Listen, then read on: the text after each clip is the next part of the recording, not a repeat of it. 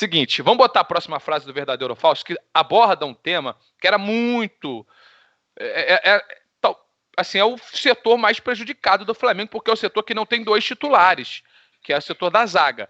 E aí eu quero colocar uma frase do Verdadeiro ou Falso. O Jorge Hugo até falou sobre a performance da garotada no final de semana, e a gente já tem aqui a frase: dupla de zaga com garotos não preocupa o Flamengo para o jogo de hoje. Aí você me pergunta, tem a mesma dupla de zaga que jogou contra o Palmeiras? Não. O Gabriel Noga vai entrar no lugar do Otávio e vai jogar ao lado do Natan. Gabriel Noga também estava com Covid e está liberado para o jogo. Em tese, são caras... O Noga, se tivesse à disposição, teria jogado. Então, em tese, é um cara que está um pouquinho à frente do Otávio numa linhagem aí para subir, para ter mais espaço. Ale, pelo que você viu do final de semana, pelo que você tem visto de Léo Pereira e Gustavo Henrique, o Rodrigo Caio está fora, dupla de zaga com garotos não preocupa o Flamengo para o jogo de hoje. Você acha que essa afirmação é verdadeira ou é falsa? Pretzel, para mim é pretzel. É falsa? É falsa. É falsa porque eu acho que, independentemente da qualidade dos meninos e também do desempenho abaixo do que a gente espera dos 2 contratados, né, do Léo e do Gustavo, eu acho que falta ritmo, falta rodagem, falta malícia. Eu acho que falta muita coisa para um jogo tão importante. Então, para mim, eu acho que preocupa. Pode ser que não aconteça nada, que eles desenvolvam bem, mas eu... nos meus 25% Flamengo no Rio, eu estou preocupado. E pela velocidade da troca de passes, uma coisa é você enfrentar o Palmeiras numa boa. Se você quiser se defender e você for um time defensivo, hoje você enfrenta o Palmeiras. Você vai competir com o Palmeiras, que o Palmeiras não consegue criar. Tem muitas dificuldades. E aí, olha que loucura, hein? Olha a frase que vai sair da minha boca agora. Uma coisa é enfrentar o Palmeiras, outra coisa é enfrentar o Del Valle.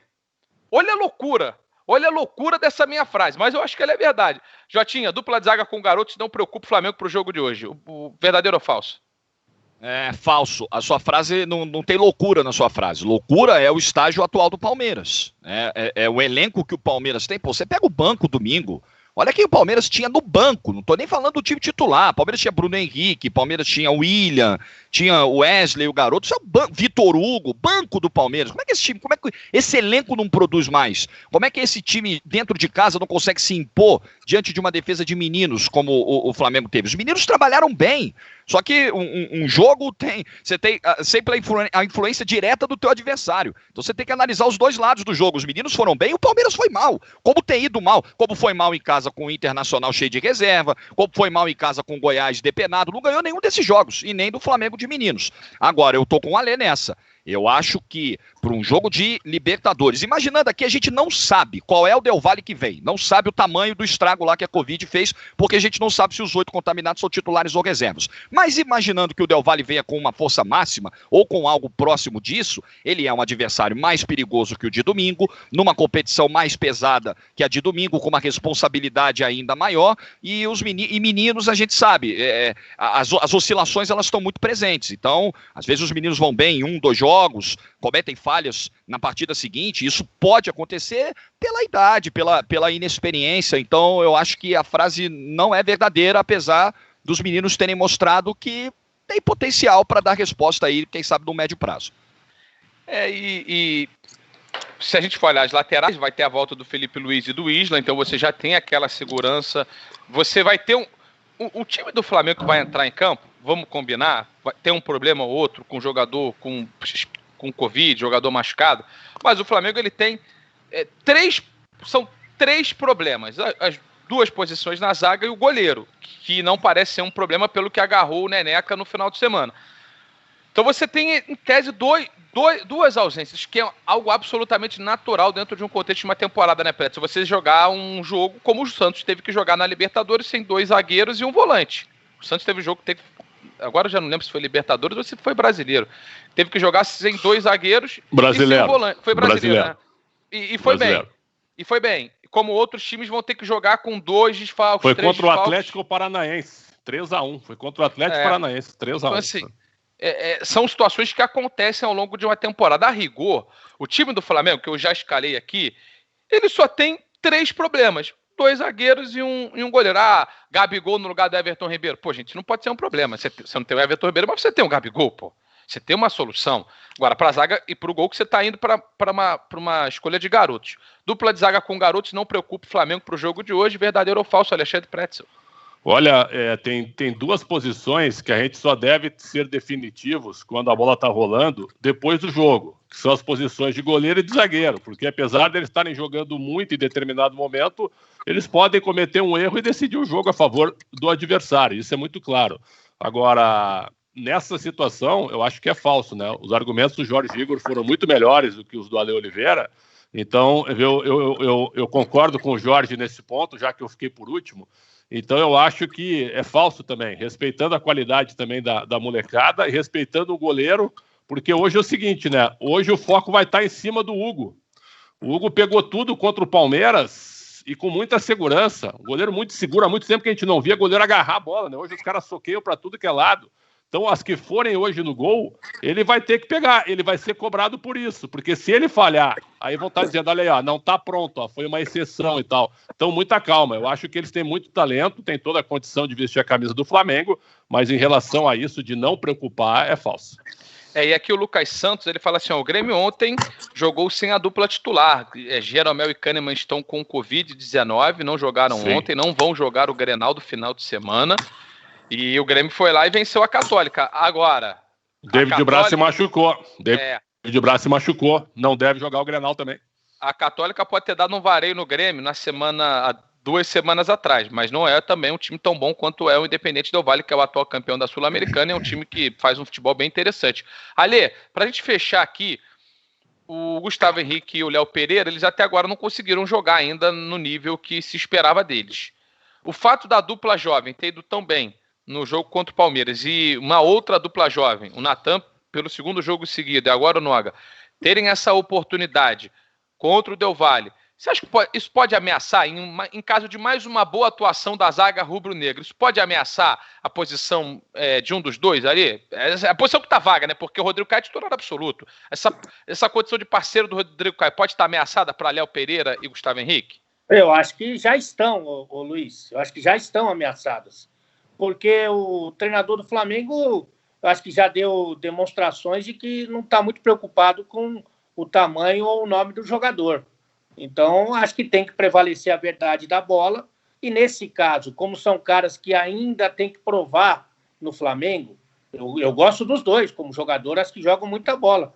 Mas no Flamengo conquistaram pouco e jogaram pouco. Então, para mim, já está ameaçado. E aí a gente observa o desempenho. O torcedor está muito insatisfeito com os 2 contratados, realmente não conseguiram até aqui desempenhar no nível que o torcedor queria. Agora, deixa eu ver aqui. Oi, ô Luiz, você aí da galera, a gente tava falando do Hugo aí, do Neneca, né, que foi bem mesmo no domingo, isso é inegável. Agora, se você pegar, comparando Palmeiras e Del Valle, né, como a gente fez aqui, o exercício rápido aqui, se você pegar o número de finalizações no gol, no jogo do 5-0, claro, a gente não sabe se o Del Valle vem completo hoje, sempre a ressalva. Mas no jogo do 5-0, o Palmeiras chutou 4 bolas no gol, finalizações no gol do Flamengo, foram 4. O Del Valle deu 11, isso é quase 3 vezes mais. Então o Del Valle é um time que produz muito mais, que agride muito mais, que exige muito mais da sua dupla de zaga e também do seu goleiro, como a gente viu no 5-0. Vamos ver se vem com força máxima hoje ou não pro Rio. Ó, a galera tá por aqui, o Daniel Ramos tá dizendo, hoje queremos 10 mil likes. Não sei se vai dar para chegar a 10k de like, não. E na verdade o Daniel Ramos ele tá dizendo o seguinte, se chegarmos a 10 mil likes, o Ale deveria explicar a solteirice dele. Não sei se ele vai querer falar sobre isso hoje, hein? Gabriel Stabile tá mandando o seguinte, estava com saudades do Jorge Igor de placa, eu também. Gilmar Baldiotti tá dizendo, a dupla de zaga ir bem contra o ataque inofensivo do Palmeiras não prova nada para ninguém. O Tyrisson tá dizendo que o Del Valle tomou de 4 quando saiu da altitude. É verdade, um resultado surpreendente contra o Júnior de Barranquilha, que também não é um time muito bom, não. Não é um time muito bom. Narrei já jogo do Júnior de Barranquilha nessa temporada. Não é um time nada demais. Foi e narrou bem, hein, Luiz? Obrigado, hein, Ale. Foi bom, bem, né? O Pretzel estava nos comentários. Aí já oscilou um pouco, mas você foi muito bem. Parabéns. Obrigado. E eu vou te falar que o jogo não foi tão bom, que foi Barcelona e Júnior. E o Júnior ganhou do Barcelona lá na... O Jorge Igor, a última vez que ele veio no de placa, era na TV e era preto e branco.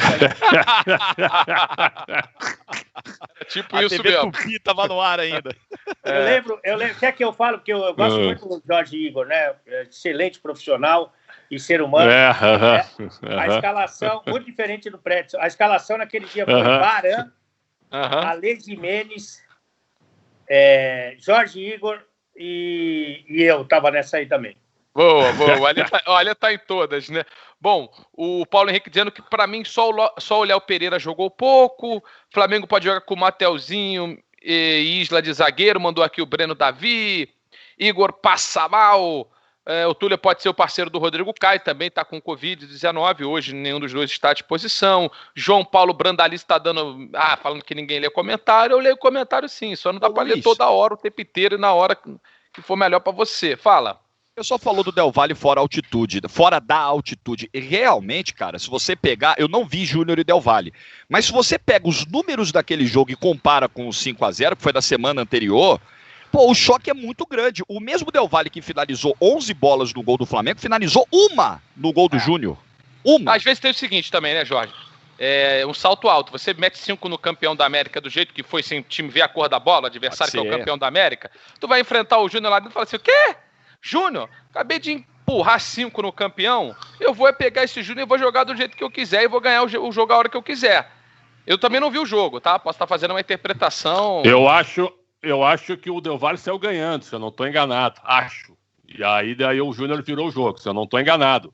Porque também tem um pouquinho desse salto alto também. Agora, contra o Flamengo, foi olha, o Jorge tem razão, o César foi o melhor em campo. O César tomou 5 gols. Sai ganhando o Del Valle e depois toma 4. Faz um gol aos 20 minutos, toma um empate no final do primeiro tempo e aí a virada acontece no segundo. Exato. E no jogo contra o Flamengo, se não fosse o César, seria 10. O Del Valle criou para fazer 10 no Flamengo. O Carlos Key, ele faz uma pergunta muito importante, depois a gente fala do grande clássico sul-americano hoje entre River Plate e São Paulo. Aliás, essa é uma pergunta que só você pode responder. Carlos Key quer saber, Luizinho, qual é a cor do cavanhaque do Alê? Qual é a cor do... Eu acho que ele é meio fogo, assim, uma coisa meio ruiva, é meio cavanhaque, é meio Donald Trump. Pega o cabelo do Donald Trump, aquela coisa assim, e transporta aquela cor pro cabelo, pro cavanhaque do Ale Oliveira. É mais ou menos por aí, Ale? Não, é porque, sabe o que acontece? Ele é multicolorido, ele é um tipo... É furta-cor. Isso, fruta-cor, é o Restart. Lembra do Restart? Não. O animal, furta-cor. Furta-cor, conhece furta-cor, Ale? Não conheço, não. É aquela cor, é a cor que você vai... Ela é alterada conforme a luz que se projeta sobre ela, entendeu? Então você tá olhando de um ângulo, ela tem uma coloração. Tá olhando de outra, ela tem outra coloração. É você na noite, você dança conforme a música. Eu te conheço, Zequinha. Agora, o meu é o seguinte, cara. O meu, ele tem... realmente, parece o Restart, ele tem várias cores. Aí quando eu vou no barbeiro aqui, que corta, aí fica uns brancos, fica uns... mais alaranjado, né, que você gostou. Isso. E isso que o Pretzel tá tomando não é água, não, é vodka que eu conheço, viu? Que eu já fui na casa dele, tem várias vodka russa no freezer dele, que vodka pode deixar no freezer, sabe, né? O Jorge Igor, alguma história com vodka preta ou não? Pra contar? Uma virada de ano, um Réveillon. Que, rapaz, a vodka preta derrubou mais da metade da equipe escalada. Foi um negócio de louco. Eu lembro bem. Eu lembro, mas também não lembro tanto. Que coisa de maluco. Bom, deixa o like aí, quem ainda não curtiu. Curte e se inscreve no canal. Vamos falar desse jogaço hoje entre River Plate e São Paulo. Cara, pro São Paulo não há outra alternativa. Precisa ganhar o jogo hoje. Não tem outro resultado O jogo vai ser no Estádio Libertadores de América, o Estádio Independente, né? Então é um jogo... O River não vai jogar na sua casa, mas isso... Dentro desse cenário de, não é no Monumental, vai ser no Independente, não vai ter torcedor igual, o River é o mandante, o River é o campeão, o atual vice-campeão da América, um dos grandes times do nosso continente, veio aqui no Morumbi e jogou muito bem contra a equipe do São Paulo, mesmo praticamente 6 meses parado. Então é um time que... É um jogo hoje, Pretzel, antes da gente colocar a frase do verdadeiro ou falso, que seria muito natural São Paulo ir até a Argentina e não tirar pontos de lá. Esse seria o normal, mas o contexto não permite, né? Olha, eu acho, com todo respeito a toda a nação são paulina, mas já desrespeitando, o São Paulo está eliminado da Libertadores. É uma opinião que eu tenho, mesmo tendo o jogo para disputar. Porque a diferença hoje é a seguinte, além de estar 3 pontos atrás, o São Paulo tem 11 gols a menos do que o River de saldo. O São Paulo tem saldo 0, o River tem saldo 11. A LDU está classificada, goleou o Binacional, está classificada. E na última rodada tem River e LDU na Argentina. Então é o seguinte, ó, a situação realmente... É claro que se o São Paulo ganha o jogo hoje, obriga que o River ganhe da LDU, né, para evitar qualquer tipo de coisa. É verdade, também é verdade. Mas eu acho muito difícil o São Paulo ganhar o jogo hoje. Muito mais pelo próprio São Paulo do que pelo River também. Acho que o São Paulo, na Libertadores, ele não competiu da maneira que tinha que competir. E o jogo de Quito escancarou isso. Então, apesar da boa campanha no Campeonato Brasileiro, eu acho que na Libertadores, Luiz, as coisas ficaram muito difíceis. O ideal é garantir a vaga na Sul-Americana mesmo e tentar depois alguma coisa. E assim, a gente vai analisar bastante o jogo, mas só tocar num ponto aqui com o Jorge, que foi até Juliaca, lá quase 4.000 metros no Peru, para transmitir o jogo Binacional e São Paulo. Não vai falar não, Alê? Que ele foi muito bem, aquela coisa toda? Não, é que eu acho que... Respirou bem, né? Respirou bem, hein? Respirou bem na altitude. Falar que o Jorge Igor vai bem no Peru, eu acho que até entendi. Redundância. Porque tá bom. Acho que você pode seguir, Luiz. Mas é o seguinte, Jorge, o que acontece, cara? O São Paulo, e todo mundo tá pegando esse jogo com o Binacional. Porque realmente o São Paulo foi lá, fez jogo para ganhar. E o Pablo perdeu um monte de chance, o São Paulo morreu e perdeu o jogo. Só que nem River e nem LDU tiveram que jogar 4.000 metros. E é importante destacar que o Binacional, pelo que eu estudei quando o São Paulo foi enfrentar o Binacional, os caras montaram o time e levaram para o morro porque sabiam que ia ter uma vantagem competitiva fazendo isso. Então é um time novo, sem tradição alguma, que foi lá um empresário, chegou e falou assim, quero meter dinheiro no futebol. Como é que eu vou poder chegar mais rápido da Libertadores e competir? Vou levar para 4.000 metros de altitude. E foi lá e fez. E o time hoje está na Libertadores agora, por conta de toda a situação, fez os jogos sequente da Liga dos Campeões em Lima. Porra, aí é mole. Assim, aí também o São Paulo sai prejudicado esportivamente. Não houve isonomia nesse grupo para o São Paulo competir. Tem esse ponto. Isso aí eu acho que né, Jota? Eu queria só que você relatasse a diferença para você que foi narrar lá e teve. Porque assim, isso não pode ser. Exatamente. Isso não pode ser ignorado, porque eventualmente o Binacional poderia tirar pontos tanto do River como também da LDU jogando no morro, cara. Vou dizer, Luiz, eu nunca tinha ido à altitude, já fiz muito jogo em estádio, nunca em altitudes tão elevadas como a de Juliaca. Juliaca foi a maior altitude que o São Paulo subiu na vida. São quase 3.900 metros. É maior que La Paz, por exemplo, né, que todo mundo tem tanto medo lá na Bolívia. É ainda maior. Eu nunca vi um jogo ter uma dinâmica tão prejudicada como o que aconteceu lá. A gente via os jogadores do São Paulo, no segundo tempo principalmente, o São Paulo trotava. Os caras tentam e não vem. O fôlego não vem. Pra você ter uma ideia, né? E eu não sou atleta, evidentemente, mas só para mostrar como muda a vida de todo mundo. E é óbvio que eu não estava nem tão bem condicionado assim. Eu não consegui narrar o jogo de pé.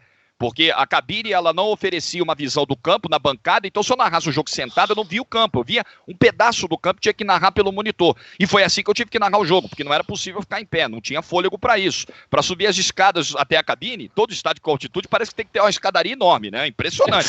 Era um degrau a cada 40 segundos. Então, claro que muda.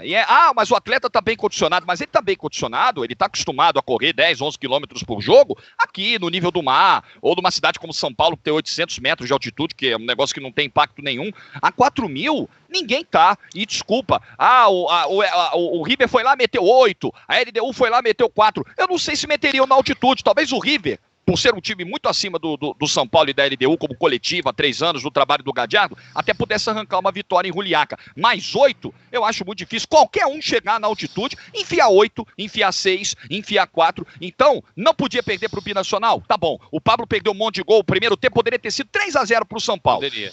Pesa muito? Pesa muito. Esse resultado foi uma tragédia? Foi. Agora, não levar em consideração que o São Paulo foi o único a subir os 4.000 metros, aí eu acho que é um equívoco.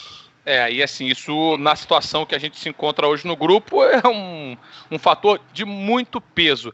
Ale, eu primeiro quero saber qual a atitude do Alexandre Pretzel que ele tá, porque a gente percebe que ele tá com dificuldade no respirar, e não é que ele tá com o microfone perto da boca, ele engoliu o microfone. Isso aí é uma mula do jornalismo esportivo. Não, pelo menos eu cheguei no horário, irmão, e tava certinho aqui. Viu? Pelo menos eu cheguei no horário. Aí, ó. Eu estava posicionado às 10h20 aqui. Fui o primeiro, aliás, antes do apresentador também. Então dá licença aí. Então tá bom. Agora até isso tá rolando, sobrou até para mim. Então tá bom. É verdade. Não tem problema, não. Aliás, eu quero dizer o seguinte, viu? O São Paulo tá tão azarado, que tem que acabar logo a gestão. Porque até isso acontece. O São Paulo joga na altitude, acontece uma pandemia e os rivais não tem que ir lá. Não tem que ir lá, é um negócio impressionante. Eu que gosto muito do presidente Leco, a gestão realmente ela precisa terminar rapidamente, porque foram 4 anos e meio de muita dificuldade. Luiz, tu mora no meu coração, mas eu tenho que alfinetar quem não tem razão, né? Então, e aquele remédio que eu estava tomando aqui, ó, era o antialérgico da incoerência, porque eu não suporto mais isso. Ó. O Ale Oliveira, ele me deixa alérgico, eu tô todo empipocado aqui, meu. Deixa eu te falar em pipocada, deixa eu falar uma coisa. Tem VOF aí, fala. Precisa acabar no jornalismo esportivo, precisa acabar isso. Eu sou amigo do Leco, então não falo mal dele. Não, isso é outra coisa. Não, isso é outra coisa. Tu tá confundindo a minha tese. Eu gosto dele, mas ele é um dos piores presidentes da história de São Paulo. Quer fazer amigo? Vai no Facebook, irmão. Aqui é negócio de jornalismo, é crítica. Não, aliás, tu vai lançar o teu novo projeto, né? Que é aquele programa Sem Amigos, porque tu é ídolo demais. Né? O Pretzel, Luiz, o Pretzel, ele fez aquele jogo beneficente no fim do ano. Amigos do Pretzel contra amigos de outro comentarista de uma outra emissora que eu não vou falar, não. E aí deu WO duplo. Não foi ninguém, Luciano. Bom, olha só, vamos botar a frase do VOF aqui para São Paulo. E o Ale Oliveira já pode ser o primeiro a responder também. Olhando para a parte de campo do time do São Paulo, muitas pessoas falam, né? E a gente lembrou desse jogo contra o Binacional, que o ataque perdeu muitos gols, mas a gente aqui traz uma outra visão. Defesa do São Paulo preocupa mais que o ataque. E aí, Ale Oliveira, essa afirmação ela é verdadeira ou ela é falsa? O São Paulo que toma gol praticamente todos os jogos. Eu acho que ela é falsa, viu, Luiz? Porque a gente vai citar aqui um montão de jogo em que o São Paulo nem jogou tão mal, mas que desperdiçou várias oportunidades inúmeras. Talvez o São Paulo, hoje, dos principais times do Brasil, seja o time que mais desperdiça as chances, né? E teve aquele jogo que foi emblemático, que foi contra o Galo, que é o líder do Campeonato Brasileiro, em que o São Paulo poderia ter, logo no começo, matado o jogo. E isso aconteceu também na Libertadores e aconteceu em uma série de oportunidades. Então, acho que não está perfeita a defesa, mas o ataque eu acho que tem falhado mais. São 10 jogos já com a nova dupla de zaga, o Diego Costa e o Léo.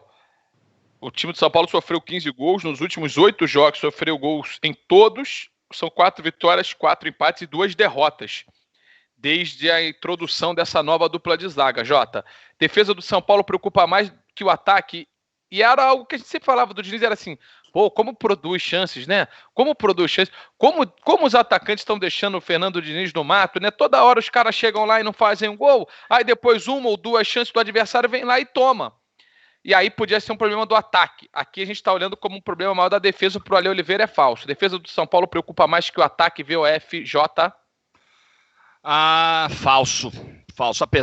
Apesar da gente ter visto aí o São Paulo ter talvez o seu melhor setor desmontado ali pelo Diniz, que foi a defesa. Se você pegar o que a defesa do São Paulo produziu no Brasileiro do ano passado e o que tem acontecido só nesse recorte recente que você fez de 8 jogos, são quase 2 gols por jogo. Isso chama atenção.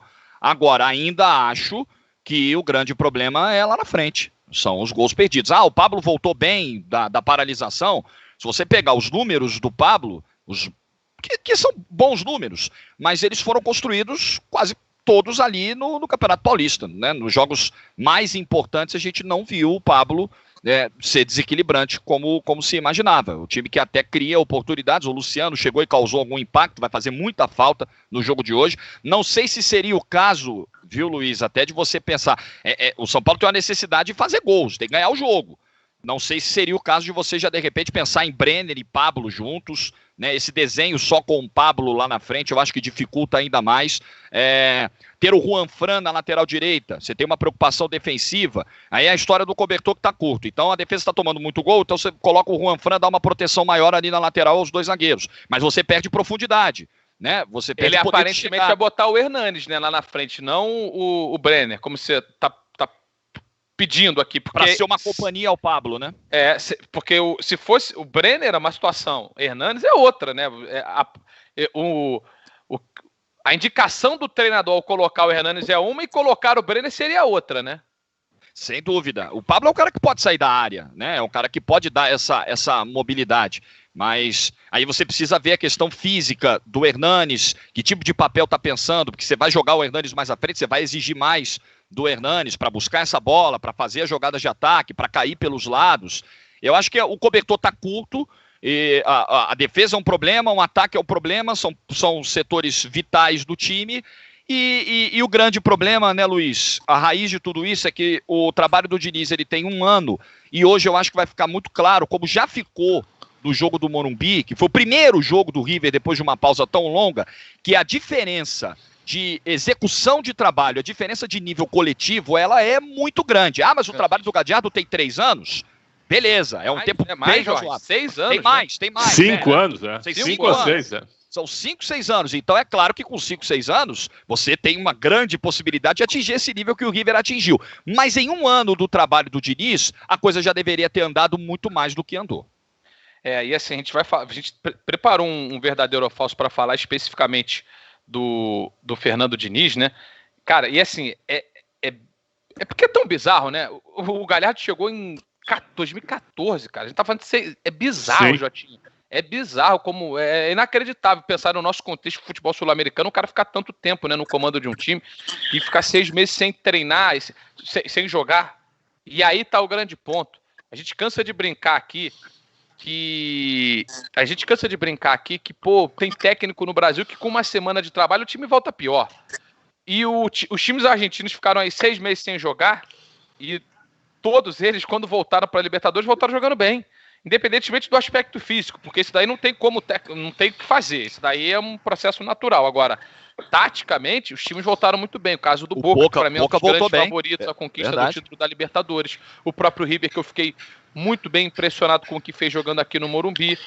Então, Pretzel, e até para passar os números, alguém tinha pedido aqui, você falou os números da defesa, fala também os números do ataque. Nesses 10 jogos, desde a nova formação da zaga, que a gente falou aqui, né, dupla da zaga, também a entrada do Sara e tudo mais, essa mudança que houve, o time teve 4 vitórias, 4 empates e 2 derrotas, 15 gols marcados e 15 gols sofridos.